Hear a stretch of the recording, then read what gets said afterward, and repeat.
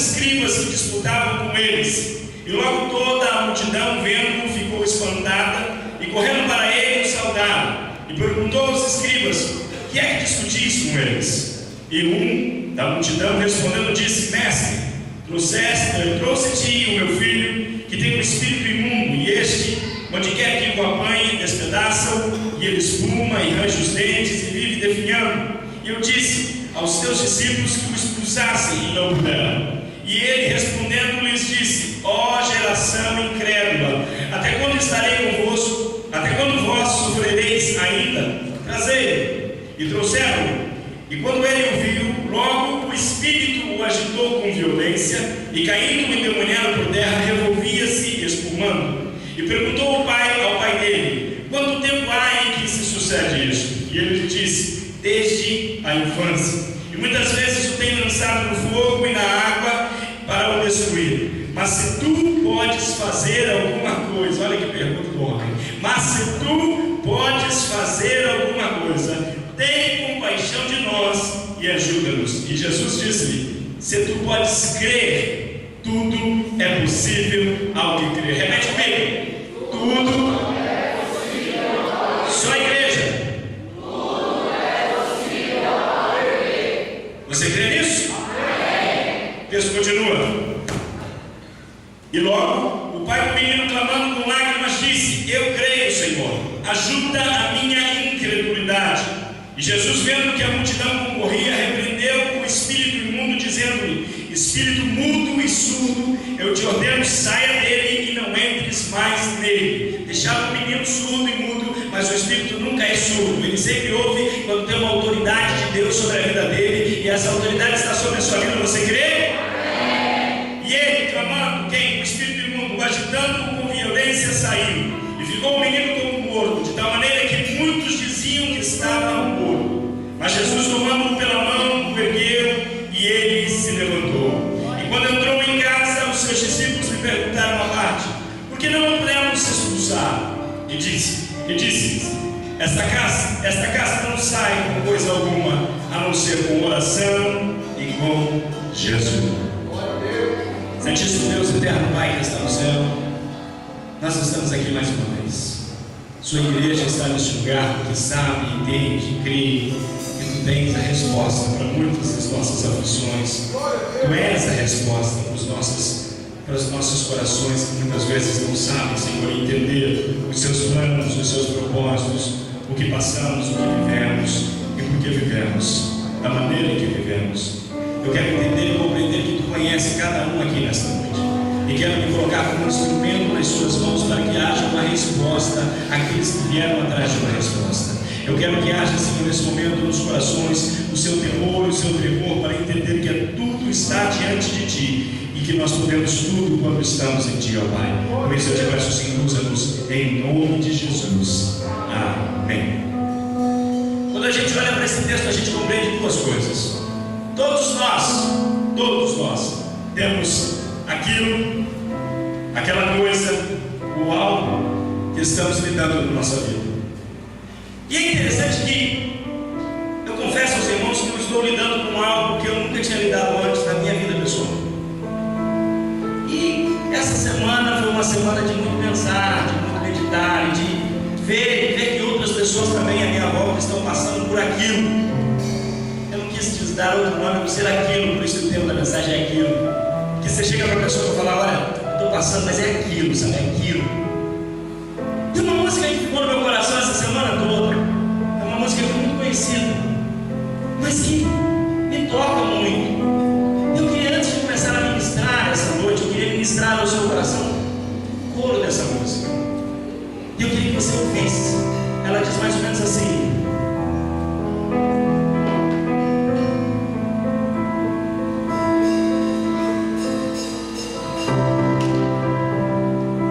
vai me ajudar, quem tem voz melhor que a minha. Parecia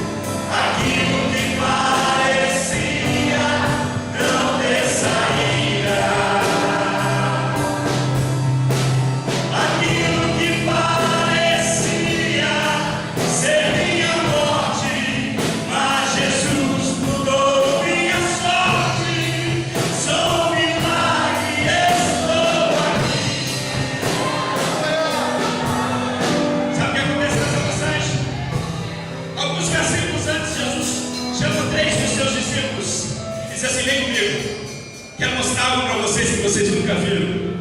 E quero mostrar algo para você que poucas pessoas nessa vida viram. E a Bíblia diz que eles sobem um monte. A Bíblia não fala o nome do monte. Sobem lá os três com Jesus. E talvez eles estão alegres. O monte é alto, é longo, é subida muita mesmo.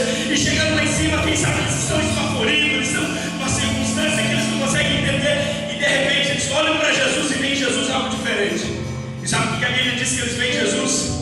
Eles veem Jesus com uma vestimenta branca, mais branco, e a Bíblia diz isso, que qualquer lavanderia do mundo pudesse fazer ficar.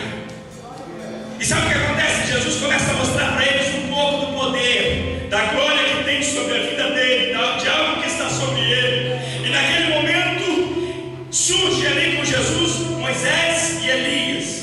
E os discípulos ficam assustados, não sabem o que fazer, não sabem o que dizer, não compreendem o que está acontecendo ali. E nessa tarde eu estava meditando na palavra de Deus, eu estava olhando essa passagem, e o Espírito Santo de Deus colocou no meu coração alguns paralelos. Sabe o que é? Muitas vezes a gente não consegue entender o poder das nossas orações. Você não entendeu? Você não consegue entender o poder da sua oração. Lá atrás, anos antes, Moisés tinha dito assim para Deus: deixa eu ver a tua glória. O que é que Jesus faz? Moisés, uma oração ficou muitos anos aí nos anais eternos. Vem cá, surge aqui. É aqui que aparece para ver Jesus também glorificado? Moisés.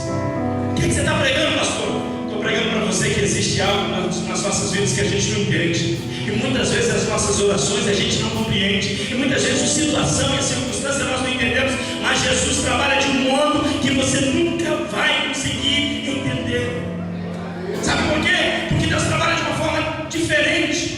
Deus cria paralelos na Bíblia que a gente não consegue entender. Um exemplo, a Bíblia diz que Moisés um dia subiu no monte e lá foi, recebeu as tábuas da lei. E quando ele desceu, o rosto dele estava glorificado. As pessoas não conseguiam olhar para o rosto dele de tanta glória que viam. Mas a Bíblia diz que quando ele desceu do monte, tinha uma confusão, tinha um problema, tinha uma dificuldade lá embaixo. E o que é que ele faz? Pega as tábuas e quebra as tábuas em cima do bezerro de ouro que o povo tinha construído.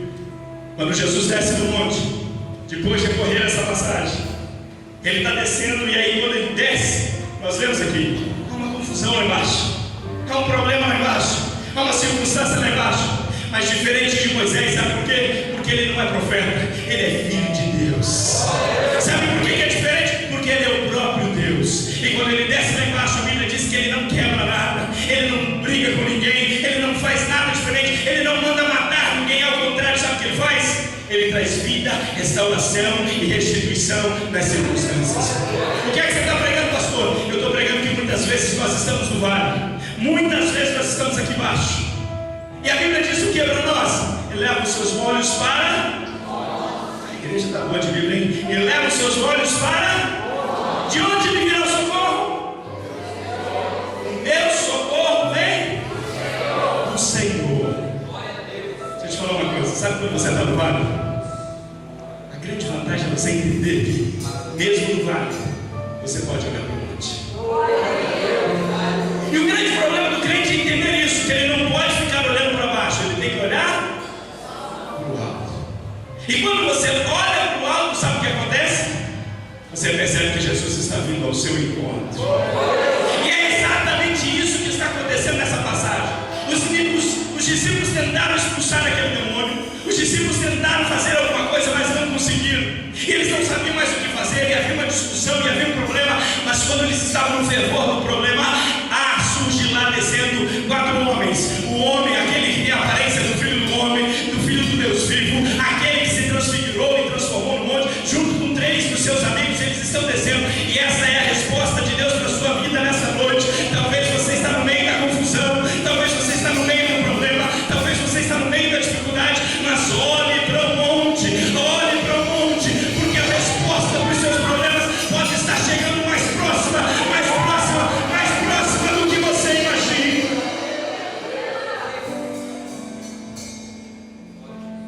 Jesus vira para ele e pergunta: o que é que está acontecendo aqui? Versículo de número 21, Marcos 21. E perguntou ao pai dele quanto tempo há em que sucede isso. E ele lhe disse: desde a infância. É provável que o pai daquele menino tenha tentado muitas portas. É provável que o pai daquele menino tenha tentado muitas saídas, muitas coisas para resolver o seu problema, para resolver a sua dificuldade. É provável que ele tenha ido a todos os médicos, gastado todos os seus recursos, vivido tudo aquilo que podia viver para dar ao seu filho saúde, paz e para que ele visse aquele menino crescer. O que é que você está querendo dizer com isso, pastor? Que em nós e nas nossas vidas existem circunstâncias que se parecem com essa circunstância dele. Sabe por quê? Porque você gasta todo o seu recurso, você gasta todo o seu esforço, você faz tudo que você pode, você investe tudo que você tem, querendo e vivenciando e esperando alguma coisa de Deus, ou esperando alguma coisa desse mundo, e aí Deus olha para você e diz: olha, quem sabe você não está fazendo da maneira certa, mas o que você precisa entender é que se nós teremos as nossas aflições nessa vida, o que é o aquilo para você nessa noite? O aquilo do pai daquele menino era o menino, a situação, o problema. A pergunta que eu faço para você nessa noite: qual é o seu aquilo? Qual é a sua dificuldade? Qual é o seu problema? Qual é a circunstância que tem te deixado triste? Qual é a circunstância que tem te deixado contrito? Qual é a circunstância que te deixa para baixo? Qual é a circunstância que te causa problema? Qual é? O que é que tem deixado você abatido? O que é que tem tirado o seu sono? O que é que tem tirado o seu sono? Dia após dia. Olha para mim, olha para mim.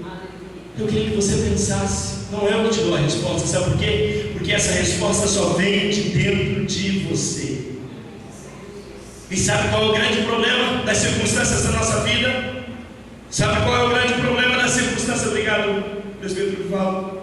Sabe qual é o grande problema? Que nós às vezes fazemos exatamente como este pai. Olha o que ele vira para Jesus e diz: olha, eu trouxe o meu filho para os seus discípulos, mas eles não puderam resolver nada. O que é que ele está falando? Ele está dizendo mais ou menos o seguinte: eu trouxe ele aqui na igreja, no lugar onde disseram que você está, mas eles não conseguiram resolver.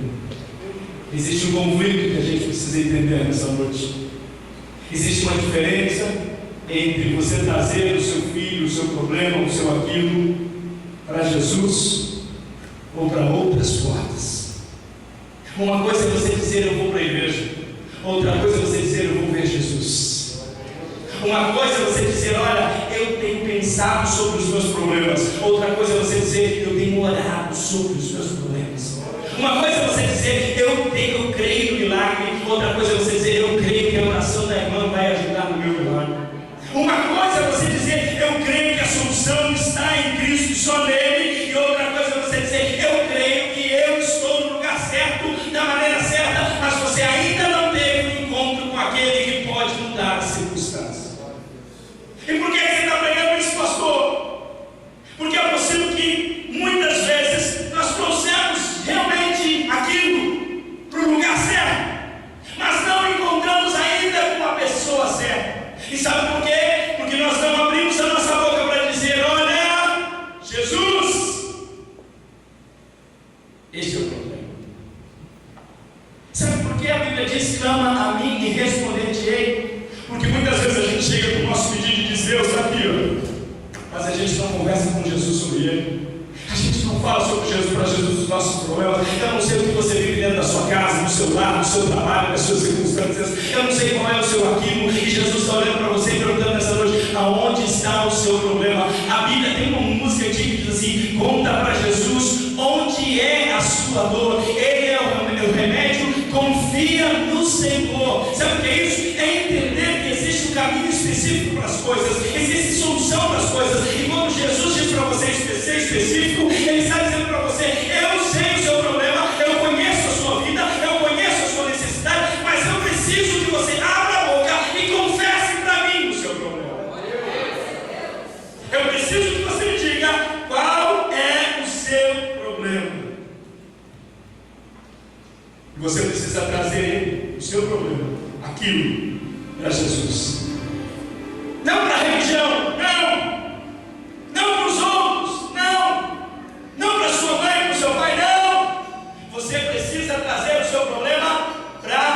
Jesus.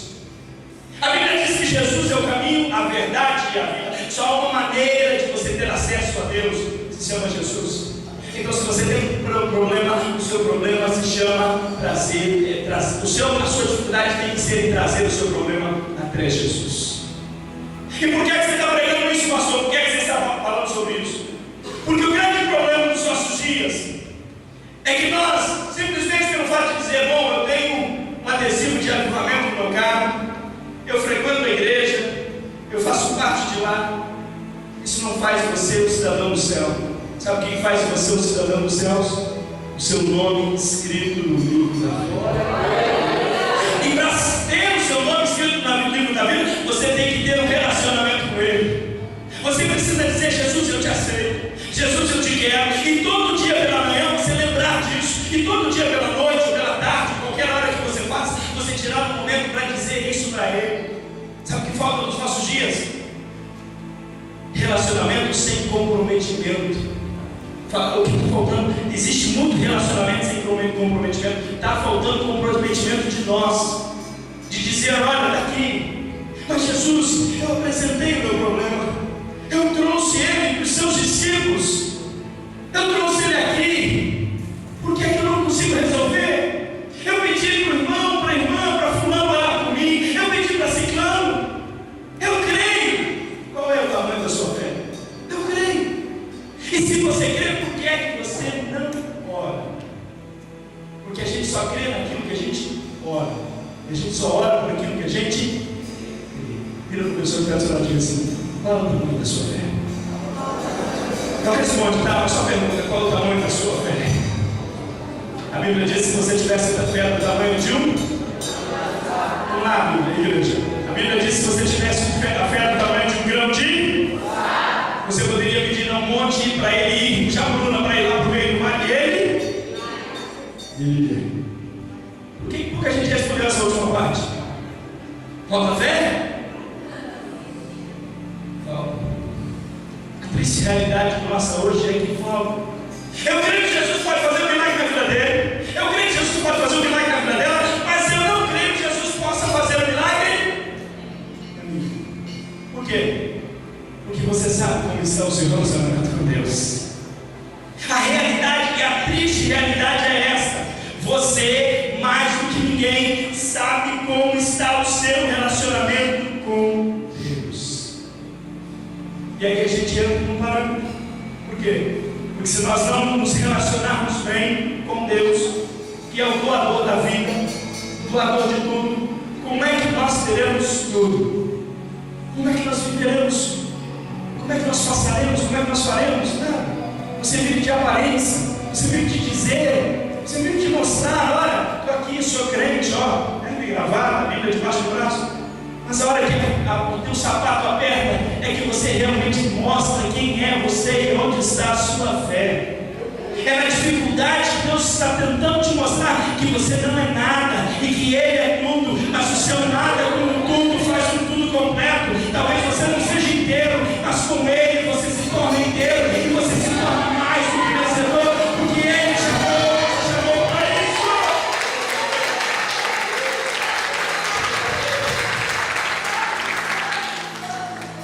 E a Bíblia diz que o pai vira para ele e continua dando informação para Jesus. E o pai diz assim no versículo 22, Marcos 9, 22: e muitas vezes o tem lançado no fogo e na água para destruir. Há muitos anos atrás eu peguei uma mensagem exatamente nesse texto, que eu me lembro até hoje. Falava do espírito dessa geração. Lembra disso aí? Alguns dos crentes antigos devem lembrar. O espírito dessa geração. Sabe qual é o espírito dessa geração? É o espírito dos extremos. Ou o adolescente é uma coisa, ou ele quer ser outra. Ou ele está na água, ou ele está no fogo. Ou um dia está bom, outro dia está mal. Todo dia vira a cabeça do adolescente. E é interessante que traz para nós uma ideia de como é realmente o espírito dessa geração. Sabe por quê? Porque o que é que esse maior problema que a gente tem no meio dessa geração de hoje? Alguém sabe dizer? Comunicação. Espírito de estudo, dessurdez. Os pais conseguem entender os filhos adolescentes hoje? Não, muito difícil. São poucos, são casos singulares.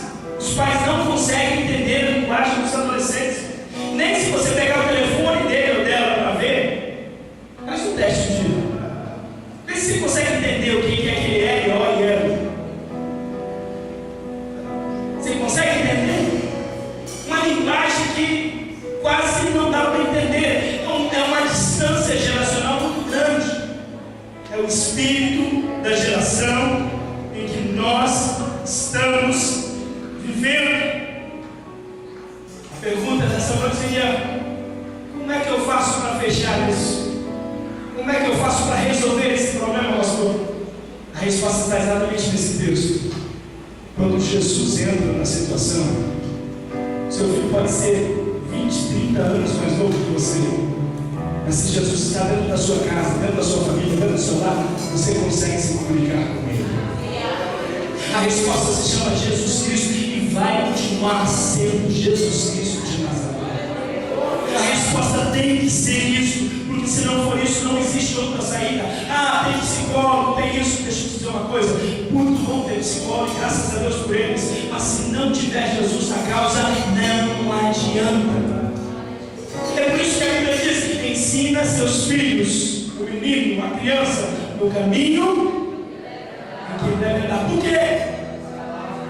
Para que quando ele cresça, não se desvie dele.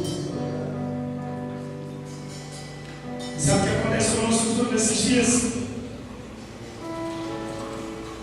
O que nós vemos nesse texto, Isaú, é o que o diabo veio fazer: roubar, matar. Repete comigo. Roubar, matar, destruir. O que o diabo veio fazer? Roubar, matar, destruir. Pergunta que eu faço para você: o que é que ele tem feito na sua vida ou contra você que tem te afetado? Aí você vai virar para mim e falar assim: não, eu sou crente, isso não me pega. Vou te dar alguns exemplos de onde ele pode te pegar. Sabe o que o diabo pode ter rolado no estado humano? Através daquela dúvida que ele colocou no seu coração, através daquela memória ruim lá de trás que fica te perseguindo, através daquela amargura que está lá dentro da sua alma, que você não consegue entender porque, através daquele medo. É impressionante como nos nossos dias hoje, pessoas adultas, sãs, têm medo de coisas que parecem absurdas. Às vezes é o diabo que está tentando roubar a sua paz através dessas circunstâncias. Talvez seja aquele orgulho que você carrega e você acha que é muito bom. Deixa eu te dizer uma coisa: é o diabo que está por trás desse orgulho, dizendo para você: ó, é bom demais. E é verdade. É isso que o diabo veio fazer nos nossos dias. O que é aquilo na sua vida? O que é? O que é aquilo para você? Para o seu coração? Para os seus temores e tremores? O que é aquilo? O que é que te deixa abatido? O que é? No versículo 22, talvez seja uma das frases mais absurdas que você perguntar para Jesus, mas é o que aquele pai fala: mas se tu podes fazer alguma coisa. Ele está hoje dizer assim: Jesus, se tu tiver migalhas para mim, eu quero. O que se tiver, o que se tiver, se eu puder dar uma arrumadinha, uma melhoradinha, seria bom. A fé dele era tão curta, tão pequena, que ele estava implorando por migalhas. A sua fé era de desespero, a sua fé era de sobrevivência. Ele estava à procura de qualquer coisa para obter um alívio passageiro, um alívio momentâneo.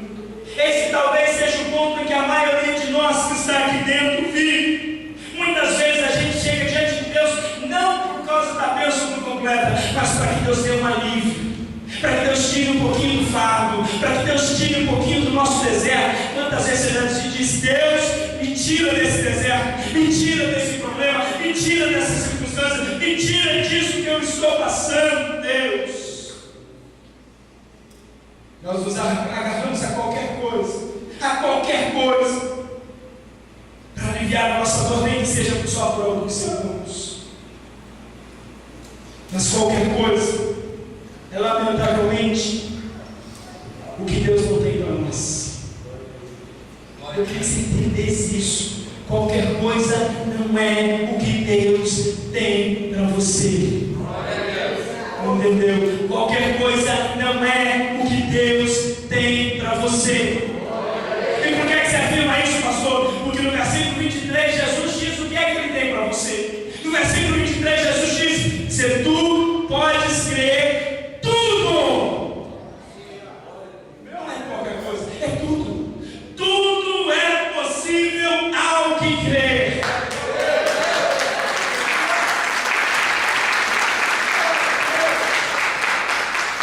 Eu quero que nessa noite você tire a sua mente de qualquer coisa e passe a pensar que tudo é possível. Eu quero que você tire a sua mente do problema, da dificuldade, da circunstância, daquilo. Eu quero que você tire a sua mente disso e comece a entender que Jesus tem para você muito mais. Ele sonhou para você muito mais. Ele crê que você pode muito mais. Esse é o Deus que nós servimos. Esse é o Deus que tem algo para você. Você precisa entender que existe o que você quer, com aquilo que o Senhor quer. Tem o que você quer e tem o que Deus quer. No versículo 24, o pai do menino diz assim: eu creio. A Bíblia diz que ele estava em lágrimas, ele estava chorando. Eu creio, Senhor, ajuda-me na minha incredulidade. O pai, nessa história, estava à procura de um milagre, à procura de uma cura para o seu filho. Mas Jesus, nessa história, estava mais interessado em curar a descrença do pai do que a própria enfermidade do filho. O que nós vemos aqui nesse texto é que Jesus estava de olho em algo muito maior. Jesus não estava muito preocupado com o problema, porque o problema é simples. Sabe por quê? Porque o maior problema que Jesus tem não é curar as nossas enfermidades. O maior problema que Jesus tem é mudar a nossa mentalidade, é mudar como a gente pensa, é mudar como a gente crê, é mudar como a gente vê, é mudar como a gente acredita. Esse é o maior problema que Deus tem com você. Por quê? Porque Deus vê para você coisas grandes e você não consegue enxergar as coisas grandes que Deus vê para você, e aí você fica assustado. Porque nem sempre a Bíblia diz isso. Os caminhos do Senhor são os nossos caminhos, mas os caminhos do Senhor nos levam aonde Ele quer que você esteja. E os seus te levam a lugar nenhum. Se forem afastados da vontade de Deus, se forem afastados daquilo que Deus quer para você. Antes de Deus dar aquilo que eu e você queremos, Deus quer dar aquilo que nós precisamos. Antes de Deus dar aquilo que eu acho que é importante, Deus quer dar para mim e para você o que Ele crê ser importante. Sabe o que Jesus está fazendo quando Jesus pergunta para ele se ele crê? Jesus está desafiando a fé dele. Jesus está desafiando o que ele acredita, algo muito maior, não simplesmente a cura, mas o que é que está dentro do seu coração. O que é que você acredita? No que é que você crê? Jesus chega ao cerne da questão. E eu quero fazer essa pergunta para você nessa noite. O que é que está por trás do seu pedido nessa noite? O que é que está por trás do seu aquilo? O que é que está por trás do seu problema? O que é que está por trás de tudo que está acontecendo na sua vida hoje? Sabe por quê? Porque resolver esse problema é simples para Jesus. Mas talvez o que Jesus quer que você entenda não é o problema, mas é porque é que você está naquele problema. Talvez o que Jesus quer que você entenda não é o aquilo, mas é o que está por trás daquilo. Qual é a circunstância? Qual é a situação? Como é que você chegou lá? Para você entender um pouquinho melhor, deixa eu citar um personagem da Bíblia e você já vai entender. Lá em 2 Reis, tem um grande homem, general, que tem lepra. Todo mundo conhece a história dele, Naamã. Vocês tinham falado para ele que foi uma bênção. Naamã tem um problema. Qual é o problema? Qual é o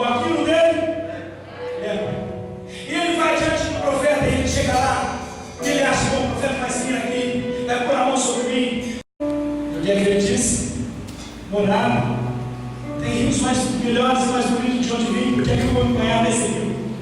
E começa a ir embora. Um dos seus soldados veio para ele: se ele tivesse pedido, Senhor, que fizesse uma coisa bem difícil, você não faria? Não, Deus do trabalho disse: faria. O que você não faz então? Deixa eu explicar uma coisa.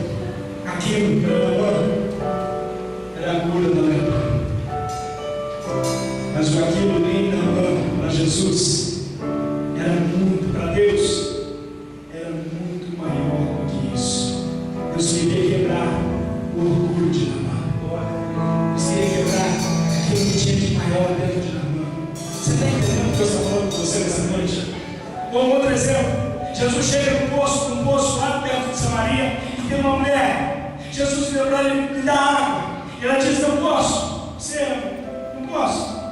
E ele vira para Jesus, dá uma notícia para ele: se eu te desse da água que eu tenho, você nunca mais teria sede. Na hora, ligou o alerta da mulher. Sabe por quê? Porque ela tinha vergonha de ir no poço. Ela tinha uma dificuldade. Ela já era o quinto marido dela e não era casada. E ela tinha vergonha do povo, então ela ia no horário de meio-dia para pegar água. E ela disse: olha, a água, que nunca mais vai acontecer, nunca mais vou precisar voltar aqui, nunca mais vou passar vergonha. Sabe o que é? O aquilo dela era a vergonha, o aquilo dela era a situação, mas Jesus não estava interessado no aquilo dela. Sabe por quê? Jesus estava interessado em libertar ela daquele peso, daquela circunstância, daquilo que ela estava vivendo. Você consegue entender? O aquilo para você nessa noite talvez não seja o ponto principal. Você consegue entender que Deus não está olhando o seu problema, a sua dificuldade, mas Deus está olhando dentro do seu coração nessa noite, perguntando: o que é que eu preciso mudar aí? O que é que eu preciso que você mude para que você possa viver aquilo que eu tenho que você quer viver? Quando eu e você trouxermos realmente para Jesus aquilo que nós precisamos e que Jesus está pedindo de nós, Jesus vai mudar o nosso coração, Jesus vai tirar a nossa incredulidade, Jesus vai tirar a nossa falta de fé, Jesus vai tirar o nosso orgulho, Jesus vai tirar aquilo que você mais acha que é importante e vai dizer para você: não, sabe por quê? O que é mais importante na sua vida não é você, o que é mais importante para você na sua vida não é seu dinheiro, não é sua casa, não é seu carro, não é seu status. O que é mais importante para você sou eu dentro de você.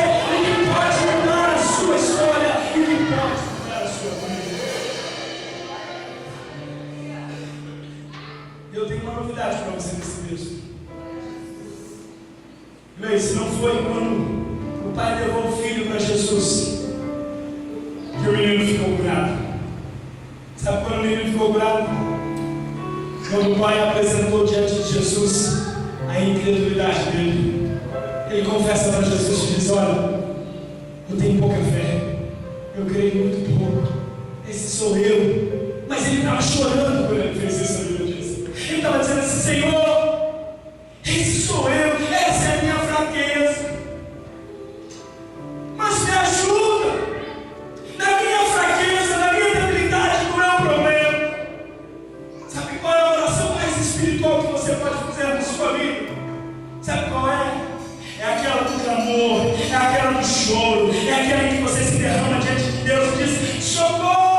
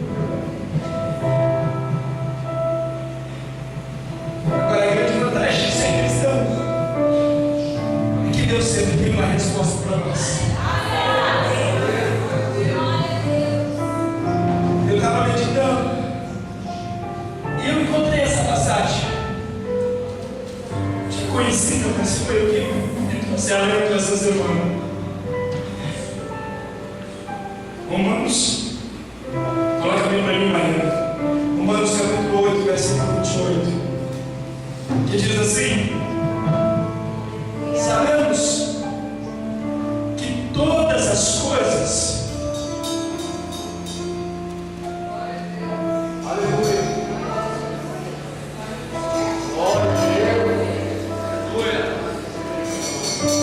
todas as boas, as ruins, todas as que você sonhou, as que você almejou, as que aconteceram, as perdas, as dificuldades, todas contribuem juntamente para o meu bem e para o seu bem, para o bem daqueles que amam Deus, daqueles que são chamados segundo os seus propósitos. Queria que você repetisse isso comigo agora. Que você dissesse isso para você mesmo. Diga para você mesmo agora. Eu não vou conseguir dizer, mas você me ajuda. Sabemos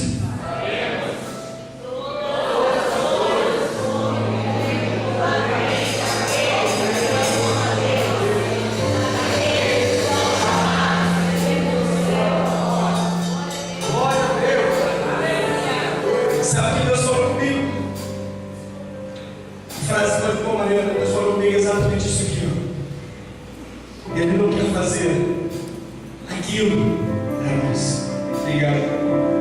Ele não quer fazer aquilo para nós. Ele quer fazer tudo.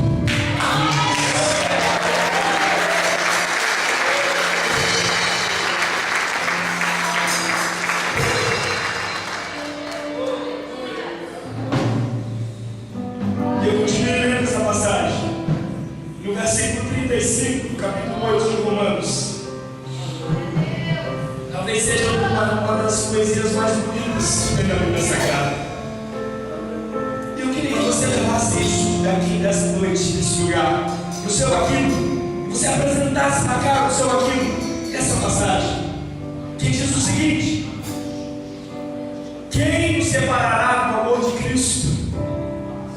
A tribulação, a angústia, a perseguição, a fome, a nudez, o perigo, a espada, como está escrito: por amor de mim, ou por amor de ti, ou por amor de nós, somos entregues à morte todo dia, somos reputados como ovelhas para o matador.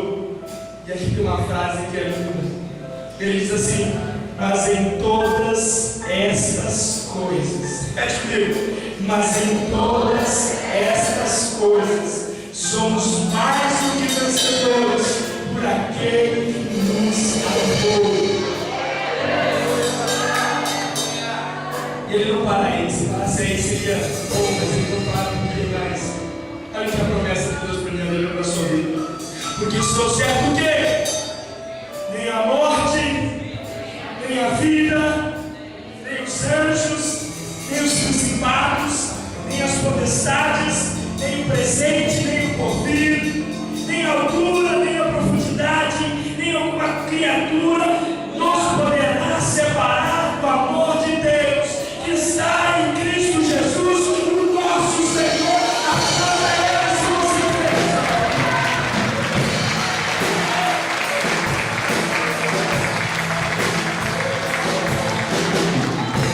Eu queria que você se colocasse de pé nessa estação.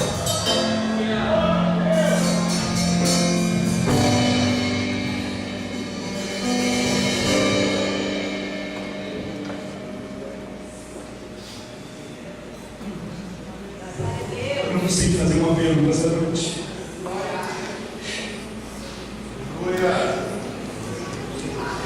Eu seria por ele mesmo. Mas eu quero cantar uma música com você.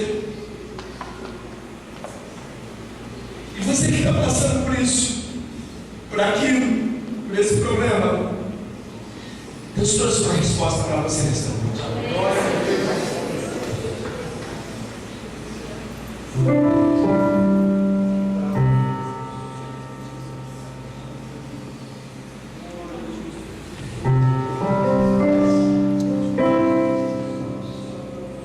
Nunca houve noite que pudesse impedir o nascer do sol e a esperança.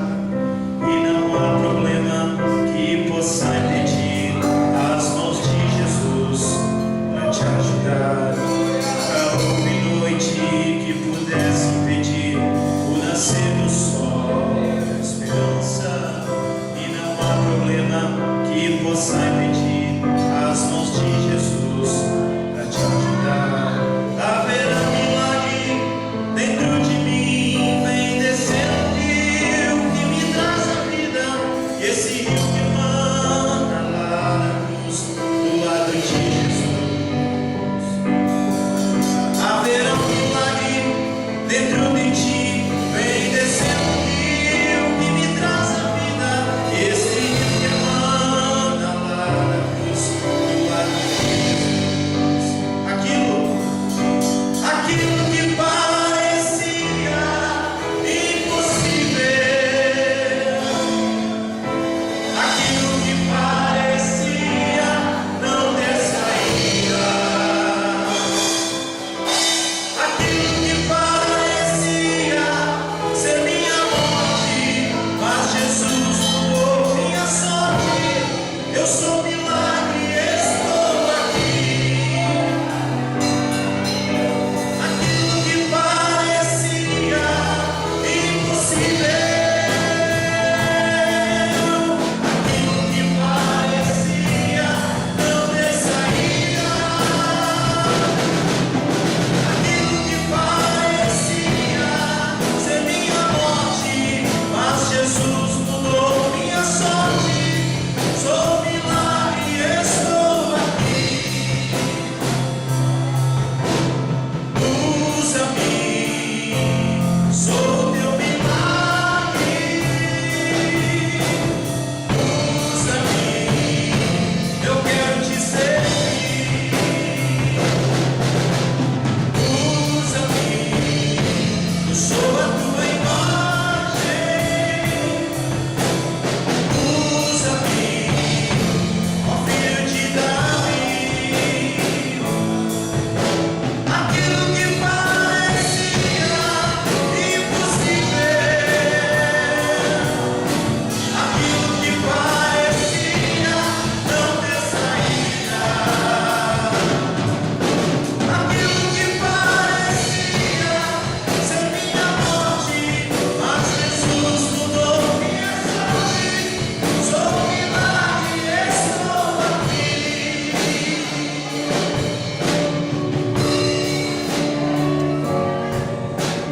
Todos nós precisamos de uma solução para o nosso filho. Eu não teria como orar com todos aqui, mas você pode orar para essa pessoa que está do seu lado. Eu queria que você abraçasse ela agora, você orasse com ela, você clamasse com ela, quando o pastor estará orando nesse momento. Abençoa as nossas vidas, abençoa as nossas casas, abençoa os nossos lares. Aquilo que parece impossível não é impossível. Aquilo que parece não ter jeito, tem jeito em Deus. Eu creio